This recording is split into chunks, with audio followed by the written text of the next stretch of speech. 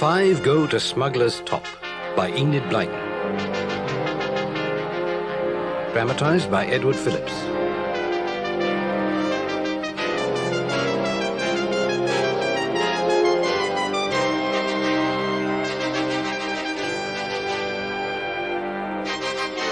The road turned inland from time to time, but soon doubled back to follow the rocky coastline. As the car sped along, the children began to feel more and more excited. This Easter, their holidays looked like promising more adventures than ever before. They stared eagerly out of the windows. Georgina, who liked to be called George, in front with the driver, with Timmy the dog on the floor at her feet, and her cousins Julian, Dick and Anne in the back. Any moment now, they should be able to see Smuggler's Top on the horizon, and they could hardly contain their impatience. Fancy living in a house called Smuggler's Top. I wouldn't mind changing places with Sooty Lenoir, I can tell you. Why do you always call him Sooty? Isn't his name Pierre? You'll know when you see him, Anne. His hair's as black as soot, his eyes are like 2 bits of coal, and his eyebrows look as if they've been put in with charcoal. Yes, and his name's Lenoir. That's French for the black one. Sooty's quite the maddest boy in school. He's very clever, but very cheeky. He never does anything he's told. How did your father come to know his father, George? Through their scientific experiments. That's why Mr. Lenoir offered to have us all to stay while the new roof is being put on Kieran Cottage. It must have been a terrible storm. The worst there's ever been. And now Mother has to stay and organise the builders. But she doesn't want us under her feet all day, so we're going to Smuggler's Top. And Father will come down later on so that he and Mr. Lenoir can talk about their work. I said I would only go if you could come too. Well, I think it's jolly nice of Mr. Lenoir to have us for the whole 3 weeks. I can't wait to get there. It sounds so exciting. You won't have much longer to wait, Sonny. That's Castaway up ahead of us, and there's Smuggler's Top right on the summit. The house with the big tower. What a funny name for a town. Castaway. Why is it called that? Nobody knows for sure, but it was once an island. Cast away in the sea, you might say. The sea's gone now, of course, but the country around is all swamp and marshland. Very dangerous. There's only one good road from the mainland, the one we're on now. Don't you go wandering away from it, or the marsh will have you. They do say there's 1 or 2 winding paths on the seaward side that were used before the road was built. But unless you know every inch of them, you'll find yourself sinking into the mud in no time at all. There's many's tried it, and never been heard of or seen again. There seems to be a wall running right round the town. Yeah, the old city wall's still there. You can walk all around the town on that wall. Just keep off the marshes, that's all. 20 minutes later, they were threading through the narrow streets of the town to the top of the hill.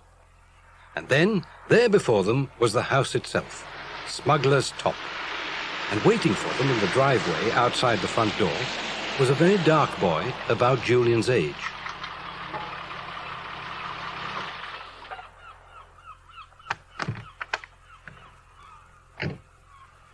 Hello, you lot. Hello, Sooty. Hello, Sooty. This is Anne, our sister, and George, our cousin. Hello, Sooty. George, hello.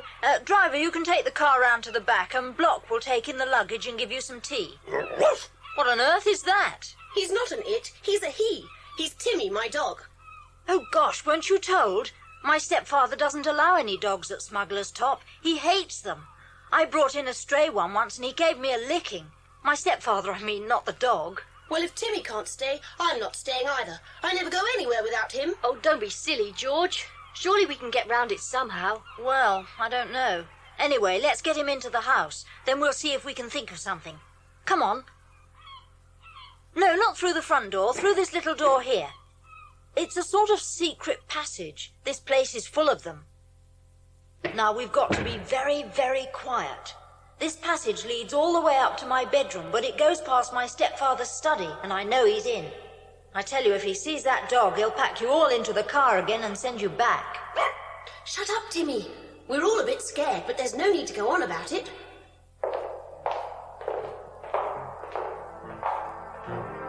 It's all right. We're past the study now. The passage gets a bit narrow from here on, so you'd better lead the way, Julian, as you're in front. I've got a torch on a ledge just about here. Yes, here it is. You take it and keep going, and I'll tell you what to do. I've come to some stone steps going up. Right. Go on up them, turn right, and you'll come to a blank wall. Come on, everybody, don't lag behind. Timmy, will you shut up? It's all right, George. We're coming up to the top of the house now. No one will hear us up here. I've come to a blank wall, Sooty. Shine your torch up to where the roof of the passage meets the wall. You'll see an iron handle. Press down on it hard. Oh, the wall has slid back.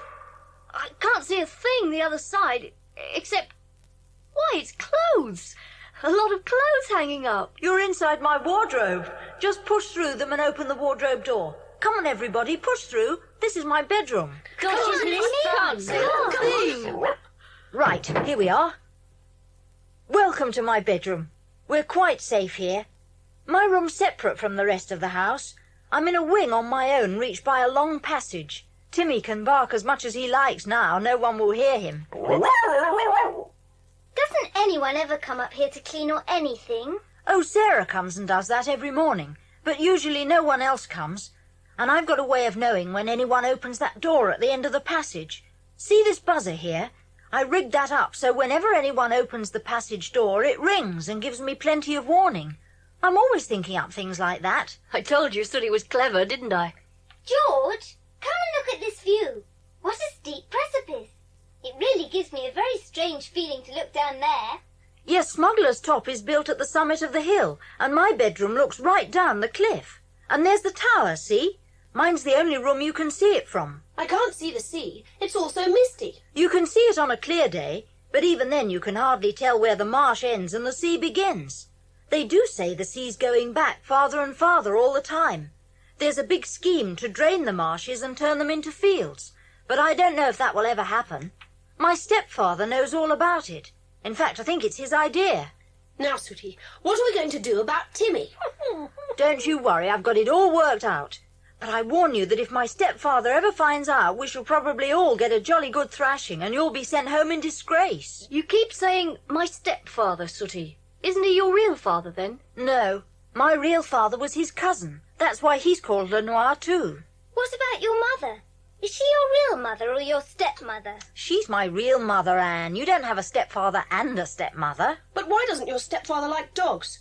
Is he afraid of them? No, I don't think so. It's just that he won't have them in the house. He's rather strange in many ways. Why? What does he do? Well, he seems full of secrets. Odd people come here, and they come secretly without anyone knowing. I've seen lights shining over in the tower, too, in the middle of the night. I don't know who puts them there or why. I've tried to find out, but I can't. Do you think your stepfather is a smuggler? I don't think so, Julian, but we have got one smuggler in the town. Look, see that house over there to the right, lower down the hill? That's where he lives. His name's Barling. Even the police know he's a smuggler, but they can't catch him at it. He's very rich and very powerful, so he does what he likes, and no one else would dare do any smuggling in Castaway while he does it. Well, this does seem an exciting place. I have a feeling there might be a wonderful adventure somewhere about. Well, strange things do happen, but I don't know about a real adventure. It's just a feeling you get here mostly because the place is so old, so full of secret passages and pits and tunnels. The whole hill is full of them. They were used by smugglers in the old days, but nothing much actually ever happens. Nothing exciting, I mean. I think... It's my warning buzzer. Someone's opened the door at the end of the passage. They'll see Timmy. Quick, put him in the passage behind my wardrobe and shut the door. Come on, Timmy. It's for your own good. Let's just hope he doesn't bark. Now, everybody, act as though nothing unusual's going on. Well, perhaps I'd better show you where your bedrooms are, if you'd like to come with me. Oh, hello, Block. This is Block, everybody. He's my stepfather's assistant. Good evening, Block. He's deaf, George. He can't hear you. Your stepfather wants to know why you've not brought your friends to see him. You're to come down at once. All of you. What a strange man. I don't think I like him very much. Neither do I, Anne. He suddenly appeared one day about a year ago. He just came, changed into that white linen coat, and went to do some work in my stepfather's room. I suppose my stepfather was expecting him, but he didn't say anything to my mother, I'm sure of that. She seemed very surprised. You want to be careful when he's around. He's as deaf as a post, but I sometimes think he can understand what you say. By lip reading, you mean? Yes, well, something like that. Anyway, we'd better go down. By the way, my stepfather is always smiling and joking, but it isn't real somehow. He's quite likely to fly into a furious temper at the least little thing, so watch out. What about Timmy? He should be all right where he is until we come back. I'll lock the wardrobe door and take the key, just in case Block does a bit of snooping. Come on then, into the lion's den.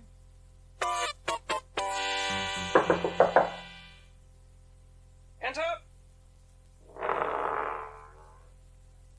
Hello, Father. Here they all are. Sorry I rushed them off to my room, but I was so excited to see them Your all. manners still need a little polishing, Pierre. Welcome to Smuggler's Top, children. Well, now, you're Anne, aren't you? I hope you won't feel left out with 4 boys for company. Actually, George is a girl as well, Father. What? Good gracious me, I'm sorry.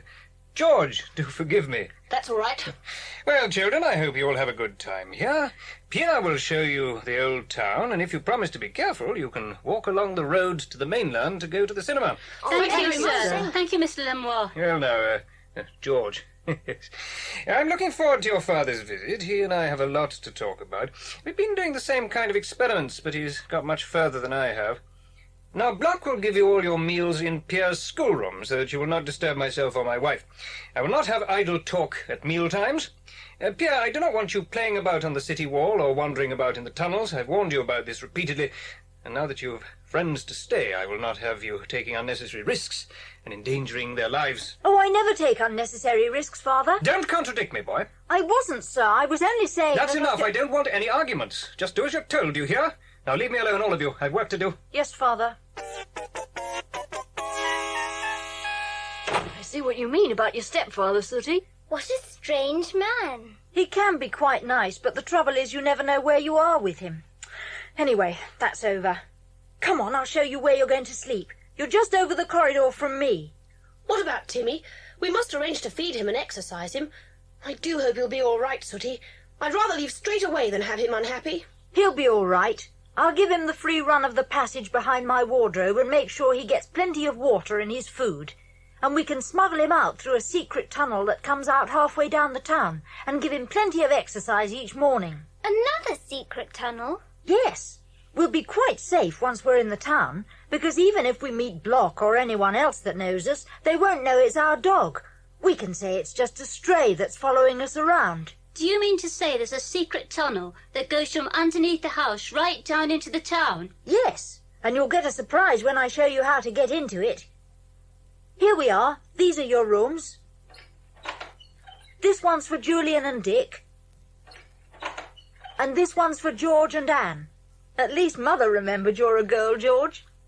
Are there any secret passages in our room, Sooty? Not that I know of. Now then, this is the schoolroom, where we'll be having our meals. Come on in. I'll just lock the door in case friend Block comes snooping. Now, Dick, will you move that table out of the way? Julian, help me roll this carpet back. What's the idea, Sooty? This carpet is covering a trapdoor, and the trapdoor is the entrance to the tunnel that leads down into the town. There it is. Stand back while I get it open. Gosh, that's a long way down. I can't see the bottom. How do we get down? I can't see any steps. There aren't any. Just a minute while I switch on my torch. Good heavens. Crumbs. Why, it seems to go down for miles. It was probably used to hide people or to get rid of them. Nice little place, isn't it? If you fell down there, you'd land with an awful bump. But how in the world do we get down there? Easy. Look here. I keep a rope ladder in this cupboard here, and that's how we get down. But Timmy can't climb down a rope ladder. I've already thought of that. You see that old laundry basket in the corner? We can fasten it to the end of the rope and lower him down that way. Will it be strong enough? Timmy's a big dog. Oh, yes, he'll be quite safe. But there's one important thing you've got to remember. The bottom of this pit is down in the hill, and there are tunnels leading off in all directions, miles and miles of them. No one explores them now because so many people have been lost in them. So you've got to stick close to me. Don't go wandering off on your own, and don't let Timmy off his lead. If you once get lost down there, it'll be the end of all of you. Everything worked exactly as Sooty had planned. Next morning, after breakfast, they lowered Timmy down into the pit and followed him on the rope ladder. It took them 20 minutes to make their way through the maze of tunnels, and they would certainly have got hopelessly lost if Sooty hadn't been with them. But in the end, they emerged into the sunlight and found themselves at the end of a narrow alley. They walked along it and came out into a side street in the old town. The town was very old, and it had a tumble-down air, but plenty of people still lived there, and it was quite busy. The shops were quaint, with long, narrow windows and overhanging eaves, and they stopped at one of them, a butcher's, to buy some meat for Timmy. Everything seemed to be going very smoothly indeed. But then, as they came out into the street... Good morning, children. Oh, Block, good morning. We were, just taking a walk. He can't hear you, Julian. You seem to have picked up a dog from somewhere. He's certainly taken a fancy to you. Can't you get rid of him? Get away, dog. Go on, get away! Stop it! How dare you kick him like that? It's no good shouting at him, George. You seem very attached to this dog. Are you sure you've never seen him before? Mind you don't bring him back to Smuggler's Top with you. If you do, Mr. Lenoir will have him put down. Oh, no, he won't. He wouldn't dare. If he lays a hand on Timmy, I'll... It's time that we were going now. What's going on here? Here, whatever's the matter? Oh, Mr. Barling, nothing's the matter, thanks. It's only that this dog is following us, and Block kicked it to make it go away, and George here got upset.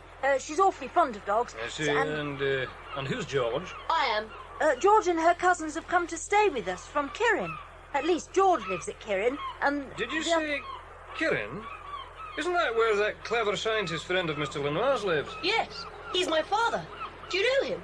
I have heard of him. One of his very interesting ideas for draining the marshes. Your father knows him well, I believe, Pierre. Not awfully well. They just write to one another, I think. But he is coming down for a visit in a day or two. And Mr. Lenoir, of course, is only too delighted to have the whole lot of you to stay as well. Such a kind, generous man, your father, Pierre. Yes, Mr. Barling. Well, goodbye. You did say your name was George, didn't you? Yes. Yes, I see. Well, come along, Block. I don't think we need worry too much about the dog. 2 or 3 days went by, and the children began to enjoy their holidays tremendously. There were so many fascinating places to explore, and so many interesting things to do. Timmy was taken out each morning for a long walk, and there were no more unfortunate meetings with Block or anyone else who knew them. They saw very little of Mr. Lenoir, and they began to settle down quite nicely. And then, one night, Julian was awakened by someone opening his door and shining a torch in his face. It was Sooty, and his face was glowing with excitement. Without a word, he beckoned Julian to follow him, then woke Dick as well. The three of them crept back to Sooty's room and over to the window. Do you remember my telling you about the light in the tower? Well, look over there. Can you see anything? Gosh, yes. It's a light flashing on and off. Can you see it, Dick? Yes. Somebody's signalling from the tower. Do you think it could possibly be your father, Sooty? No, I've checked. I went down to his bedroom and he's snoring away peacefully. It might be Block. I wouldn't trust him an inch. If it is Block, he's doing it without Father knowing, I'm sure. There's one way to find out. Let's go to his room. Come on, follow me. And when we get there, don't make a sound. Just leave everything to me.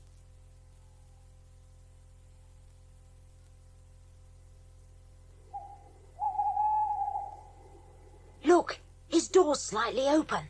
Quiet as mice now. Is he there? He's in bed all right. Take a look for yourself. He's sound asleep. Come on, let's get out of here. That must be the noisiest door in the house. Good job Block's deaf.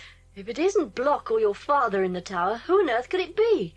Well, I'm sure it isn't Mother or Sarah the cook. I don't like it, Julian. Is there a stranger in our house? Someone we don't know living here in secret? Maybe we ought to wake your father and tell him. Look here. What about us going up to the tower and trying to peek through the door or something? All right. I want to find out a whole lot more before I say anything to anyone. We shall have to be jolly careful, though. You get to the tower by a spiral staircase, and it's very narrow. If anyone suddenly comes down while we're going up...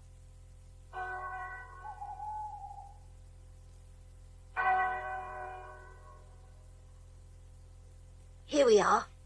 There's the stairs going up to the tower. Now look, we'd better not all go up.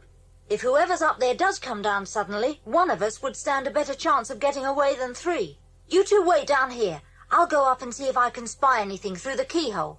All right. Good luck, Sooty. What do you think that signalling light means, Julian? I don't know, Dick, but it could be something to do with smuggling. We know there's a smuggler living in the town, Mr. Barling, and the goods have to be brought in somehow. If they come by sea, they have to be brought across the marshes. Remember, the man who drove us here said there were 1 or 2 paths across from the sea to the town. If there's a ship out there waiting to unload, whoever's up there in the tower is probably signalling to say it's safe to come across. Then, when the goods arrive... Julian, listen! It's Sooty! He's coming down! Wait a minute, Julian. Sooty had his slippers on. These footsteps sound like shoes. Quick! Duck down behind this chest. Hurry!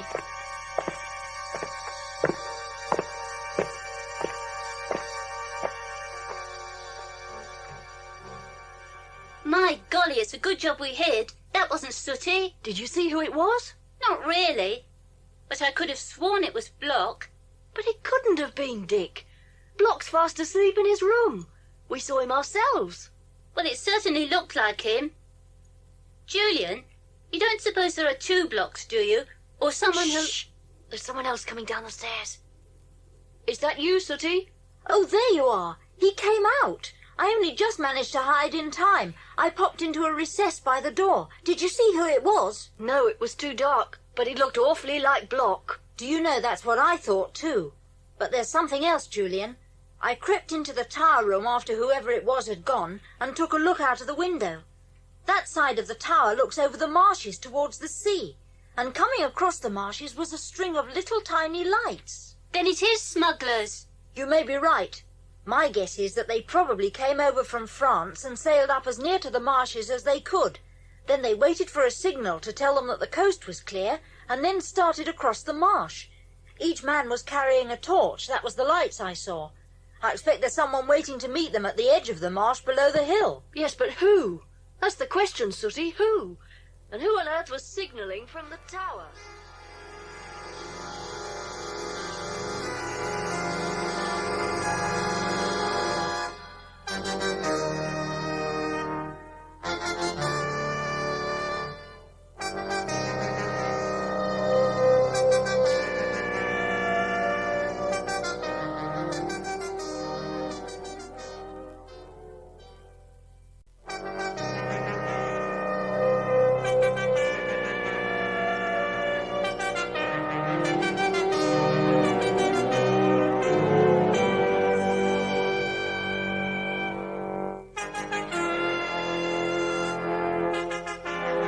The next morning, the boys told George and Anne about the night's adventures, and the girls, especially George, were furious that they hadn't been called to join in the fun.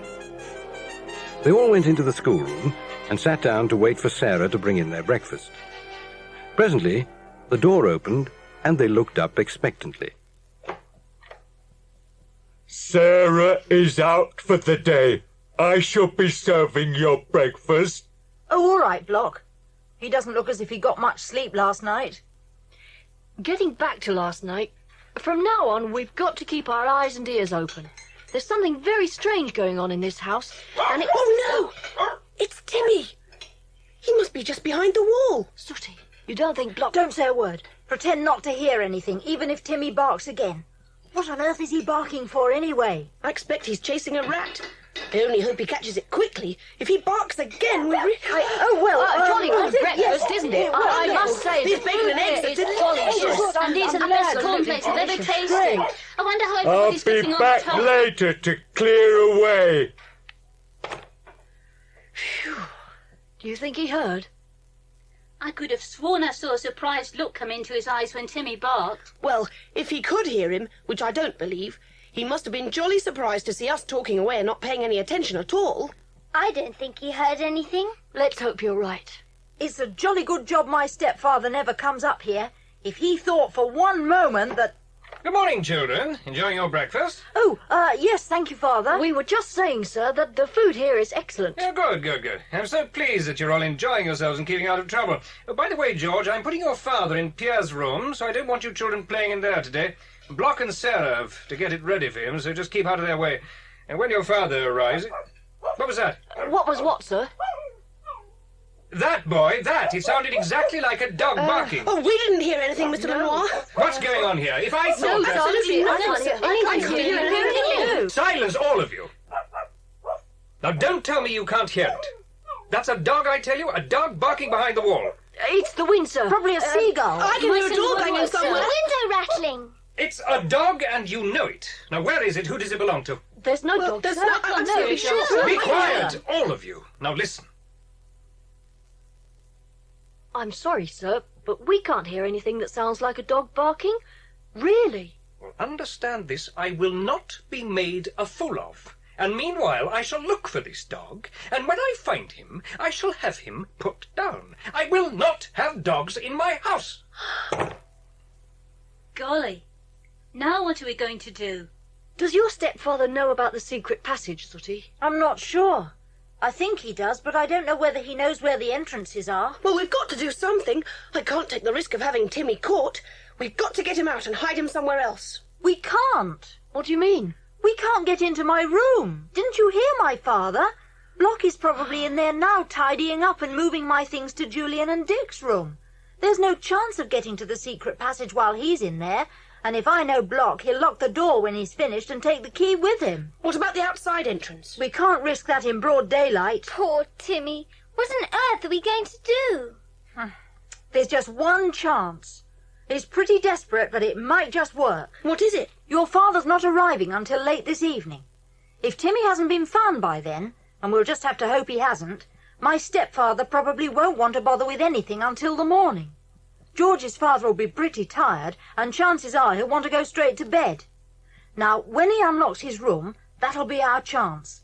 I'll creep in there when he's asleep, get through into the secret passage, bring Timmy out the same way, and we'll keep him in here overnight. Then first thing in the morning, we can sneak him down to town through the hidden pit. I know someone who would look after him for us until the end of the holidays. Sounds awfully risky. Yes, but it's a good idea if we can work it. Of course, I'd still have the problem of getting Timmy home at the end of the holidays and explaining to Father how he'd suddenly turned up again. Father may be absent-minded, but he's sure to have noticed that Timmy's not at home and that I may have brought him with me. But as long as Timmy hasn't been found here, I think the whole thing will have blown over by then, as far as Mr. Lenoir is concerned. And I'll think of some explanation for Father when I get home. Sooty, I think it's worth a try.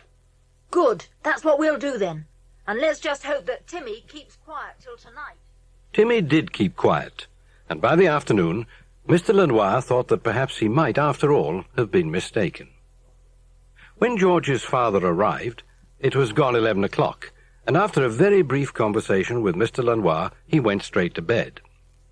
The children waited until all was still, and then Sooty crept quietly into the bedroom.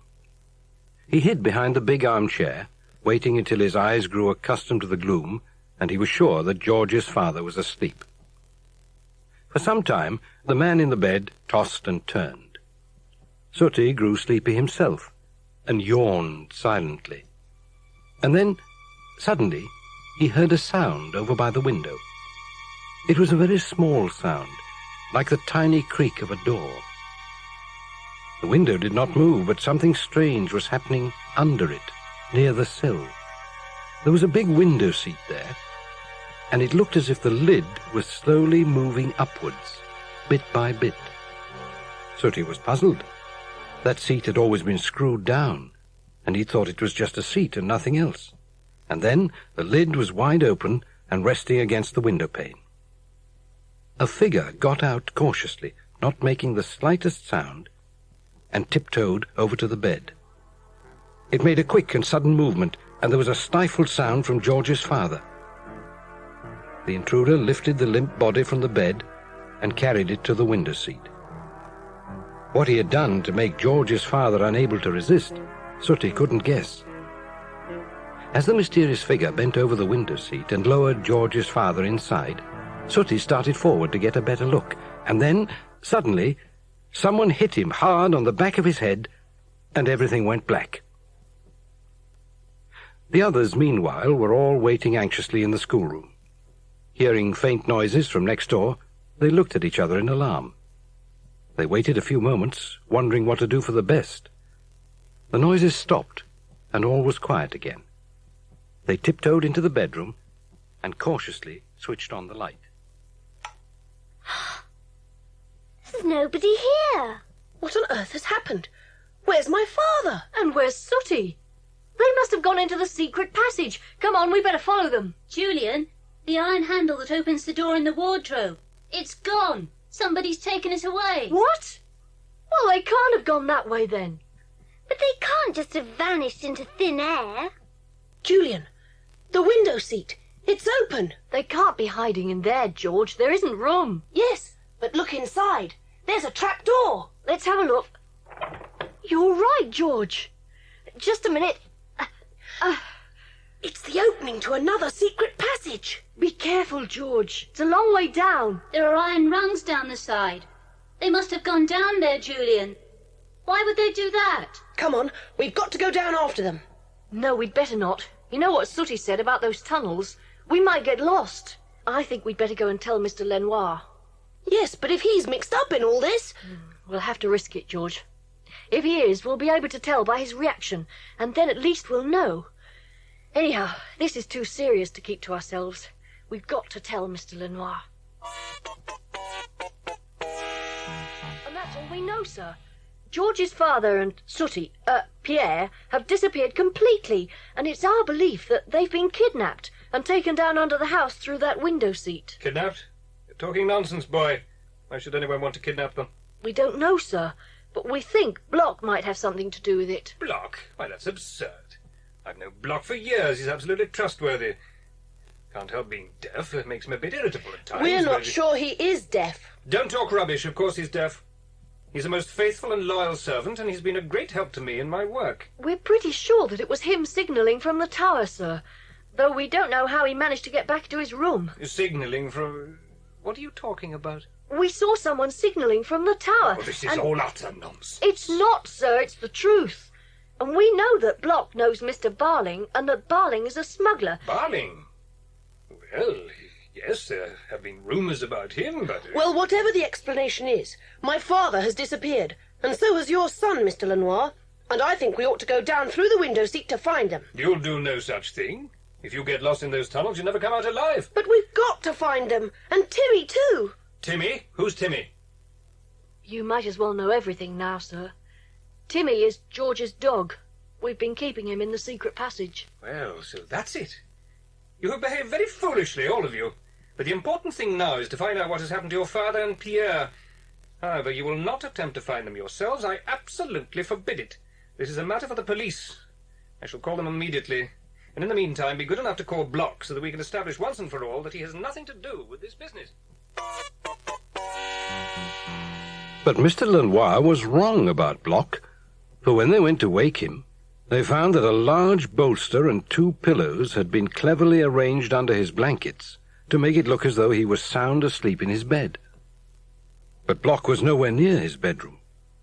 He was a long way off, in a little cave off one of the secret passages deep down below the house.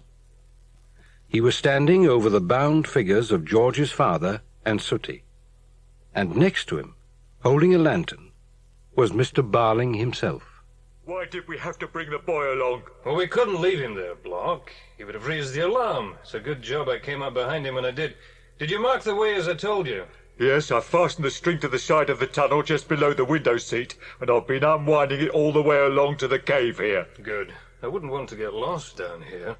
We'd never find our way out in a month of Sundays. Hello, the boy's coming round. Block. So you are mixed up in this. You wait until my stepfather hears Keep about... your mouth shut or I'll shut it for you. So you're not deaf? No, I'm not. And if I have any more cheek from you... Save it, Block. The other one's coming round. Sit him up on this chair. Oh, where am I? What's happening?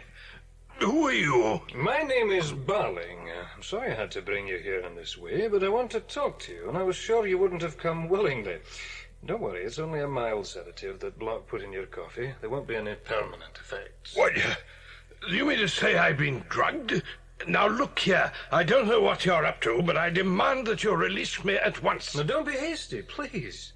I have a very generous proposal to make to you. I know why you've come to Smuggler's Top. I know why you and Lenoir are so interested in each other's experiments. How do you know? We've told nobody. It's Block. He's been spying, listening to everything that's been going on. Oh. I told you to keep quiet. And I told you to save that for later. Now, my dear sir, I will tell you what I propose. You may have heard that I'm a smuggler. Well, I am. I make a lot of money from it. It is easy to run a smuggling trade here because no one can patrol the marshes or stop men using the secret path that only I and a few others know. On favourable nights, I send out a signal, or rather Block here does so for me, using the convenient tower at Smuggler's Top. Then when the goods arrive, I dispose of them, covering my tracks very carefully so that no one can possibly accuse me because they have never got any real proof. Well, why are you telling me all this? It's of no interest to me. I'm only interested in draining the marshes, not in smuggling goods across them. Exactly, my dear fellow, I know that. I've seen your plans and read about your experiments and Mr. Lenoir's. But the draining of the marsh means the end of my business. Once the marsh is drained, once houses are built there and roads made across it, my business is finished. Now, I know that Lenoir is going to buy your plans from you. I know he's going to drain the marsh by using your very excellent ideas. All that marshland belongs to him, and he intends to develop it. But the marsh is not going to be drained, because I'm going to buy your plans, not Lenoir. And when I have bought them, I shall destroy them. I want the marsh left as it is, secret, covered with mist, and treacherous to all but me and my men. But don't worry, I intend to be very generous. I've prepared the document of sale here, and all you have to do is to name your price, I shan't argue, and sign it. Oh, you're mad! You can't possibly hope to get away with this. Why not? Once you've signed, the plans are mine. I shall have the law on my side for a change. If you go to the police, I shall deny everything, but the plans will still be legally mine. And you will sign, my dear sir. Make no mistake about it. You will sign. A few days down here in the dark without food or water. Och, you'll sign all right. Don't sign anything, sir. Don't you see? Once you've signed, they'll never let us out of here. They'll just go away and leave us to die. Right, you've asked for it, and now you're going to get it. I've been waiting a long time for this. Just a minute, Block. What was that? What? I thought I heard something outside in the tunnel. Listen. You're imagining things. Well, maybe you're right. Well, it's probably just a... Timmy! Good old Timmy! Come on, Timmy! Get them! Get them! Oh, get him off me! What is it? Timmy, you wonderful old thing! I don't know how you got here, but we're glad to see you. What on earth is Timmy doing here? Well, it's rather a long story. You see... Hello! Sooty! Where are you? Father, are you there? It's George and the others. We're in here. Hurry up, our hands and feet are tied. Here you are. And Timmy! So it was you I heard barking. Georgina! However did you find us? We came down the same way you did, through the window seat. And then we found the string and guessed it was left by the kidnappers to mark the way, so we just followed it. And we heard Timmy barking and a lot of shouting, and we followed the noise and saw two men running off in the opposite direction. Just a minute. I don't understand a word of this. But just untie us first and show us the way back to the house. You can fill in all the details later. Quite a few people have got a lot of explaining to do. Right, sir. Come on, Dick. Give me a hand. Gosh, I wonder what my stepfather's going to say when we tell him everything that's happened. The whole thing's absolutely incredible. I thought I told you children on no account to go down under the hill. It's a good job they did, Lenoir. We'd never have found our way out otherwise. Yes, well, I still can't believe it. I mean, Block, of all people, and Barling. Well, you've got your proof now, Inspector. Oh, we've been trying to get something on him for years, Mr. Lenoir, but he was too crafty. Fancy him planting Block here as a spy. That was a clever bit of work. Yes, and Block pretending he was deaf so that he could listen in to any conversation without arousing suspicion. Very clever indeed, huh? What are we going to do about Block and Barling, sir? They're probably still wandering about in that maze of tunnels, thanks to Timmy. Yes, that dog saved our lives. Bit of luck, that. Sorry you don't like dogs, Lenoir, but you have to admit it was a lucky thing for us all that he was here. Yes, it was. Timmy, come and say hello to Mr. Lenoir. Well, he looks friendly enough, I must say. Could we keep him, please, Mr. Lenoir, while we stay? We could get someone in the town to look after him. Well, seeing he's such a very fine fellow and seems so sensible, I'll let you keep him here. Hooray! Thank you! Only please keep him out of my way. You see, I'm allergic to dogs, even friendly ones like Timmy. You'll never know he's here, Mr. Lenoir. I'll keep him right out of sight. Oh, thank you so much. It's awfully good of you. When you want to get rid of him, sound to me, miss. We could do with a dog like that on the force. Soon round up smugglers for us. In fact, I'd like to borrow him to find Barling and Block. Can't leave them down there. Bad as they are, we'll have to rescue them. Well, Timmy's the only one who can find them. We'll have to ask Timmy about that. What do you think, Timmy? Will you help the inspector to round up the smugglers? Timmy's the greatest. So Timmy went underground once more and hunted for his enemies. It didn't take him long to find them, lost without their string to guide them in the maze of passages and tunnels. He took them like sheep to where the police waited for them. And after that, Mr. Barling and Mr. Block disappeared from public life for quite a long time. Mr. Lenoir and George's father spent a happy few days together discussing their experiments, and arrangements were made for the marshes to be drained. Then George's father went home, and the children stayed on with Timmy until the end of the holidays. There were no more adventures, but they didn't mind. They'd had enough for one holiday. And when the time came to go home, they were all agreed on one thing. They would never forget Smuggler's Top.